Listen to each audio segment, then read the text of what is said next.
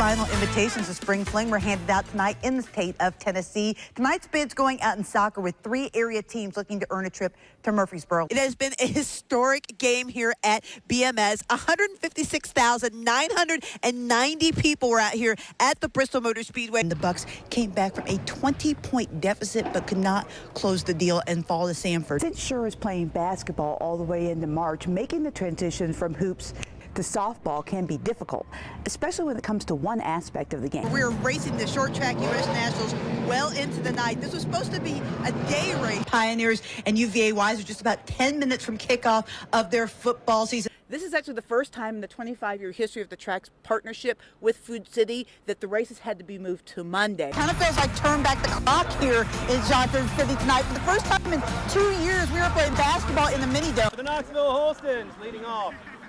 Augie at the dish. 9. It's the history of America's pastime, live and in living color. So we're part of the Tennessee Association of Vintage Baseball. There's 11 teams across the state that play by the rules of 1864. The Holstons and the Machinists first played in Knoxville 149 years ago. They brought their rivalry to Piney Flats to help show how much the game has changed. In the 1864 game, it was a very offense-driven game. The pitcher is supposed to feed the ball to the batter, and the honor was won in the field on defensive play. The game today is going to be a more gentleman game. You'll see a lot more politeness, I think, on the field. People congratulating each other on good plays, good hits, well struck. 2 hands down. Every detail is as it was in the 1860s.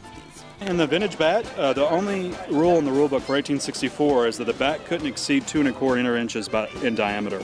So the bat can be any length, any shape. It's going to look like the modern game of baseball, but there's a few wrinkles back to the 1864 rule book. First, it's barehanded, so we don't have gloves.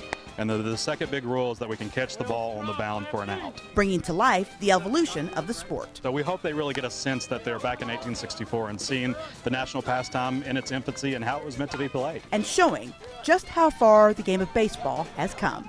Getting the facts right in Piney Flats. Heather Williams, News 5 WCYB.